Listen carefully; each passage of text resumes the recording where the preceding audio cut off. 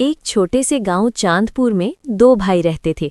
बड़ा भाई वीरेंद्र और छोटा भाई मोहन। वीरेंद्र गांव का सबसे अमीर आदमी था। पक्की हवेली, कई खेत, नौकर चाकर, किसी भी चीज की कमी नहीं थी। वहीं मोहन एक कच्चे घर में अपनी पत्नी सरिता और बेटे गोपाल के साथ रहता था। मेहनती बहुत था, पर किस्मत उसका साथ नहीं देती थी। बचपन में दोनों भाइयों में गहरा प्रेम था, लेकिन समय और धन दोनों के बीच दूरियां पैदा कर चुके थे। एक दिन वीरेंद्र के घर खुशखबरी आई। कई वर्षों बाद उसके घर पुत्र का जन्म हुआ। हवेली में ढोल नगाड़े बजने लगे। पूरे गांव और आसपास के कस्बों के अमीर लोगों को निमंत्रण भेजा गया। रंग बिरंगी झालरें, महंगे पकवान, रोशनी से सजी हवेली, मानो कोई त्योहार धरती पर उतर आया हो।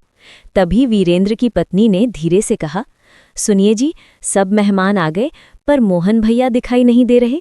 वीरेंद्र हल्की मुस्कान के साथ बोला, अरे उसे बुलाया तो है, आता होगा। लेकिन उसके मन में कुछ और चल रहा था।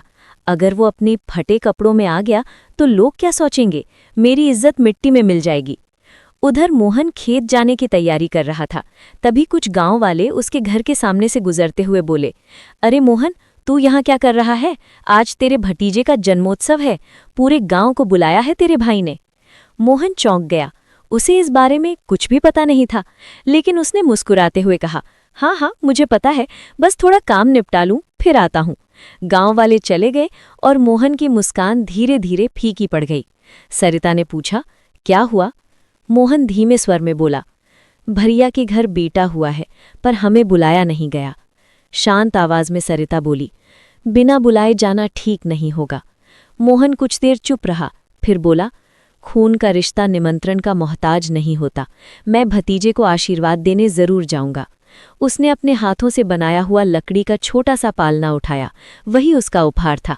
जब मोहन हवेली पहुंचा तो वहां रेशमी कपड़े पहने मेहमान, महंगे तोहफे और चमक दमक देखकर वो थोड़ा संकोच में आ गया। कुछ मेहमान उसे घूरने लगे, तुम कौन हो? ये साधारण कपड़ों में कौन आ गया? मोहन कुछ पल चुप रहा, फिर धीमे से बोला, मैं वीरेंद्र का छोटा भाई हूं। इतने में वीरेंद्र वहां आ गया। उसने हंसते हुए कहा, अरे नहीं, ये मेरा भाई नहीं है, हमारे खेतों में काम करता है, मजाक कर रहा होगा। ये शब्द मोहन के दिल को चीर गए। उसने सिर झुका लिया, पालना वहीं रख दिया और बिना कुछ कहे चुपचाप लौट गया। अगले दिन दोपहर की तेज धूप थी। वीरेंद्र की हवेली के दरवाजे पर एक वृद्ध साधु ने दस्तक दी।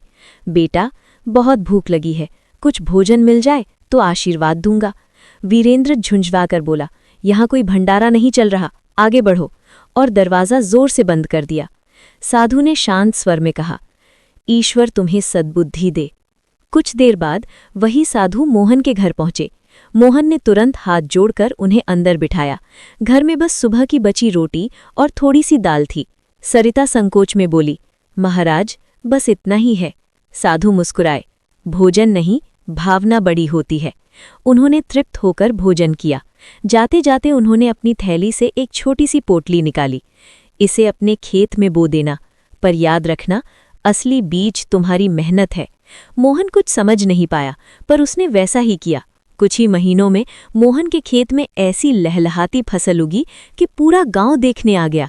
लोग कहने लगे, ये तो चमत्कार है। धीरे धीरे मोहन की हालत सुधरने लगी। उसका छोटा सा घर पक्के मकान में बदल गया। उधर वीरेंद्र के व्यापार में घाटा शुरू हो गया, और यहीं से कहानी में एक नया मोड़ आने वाला है।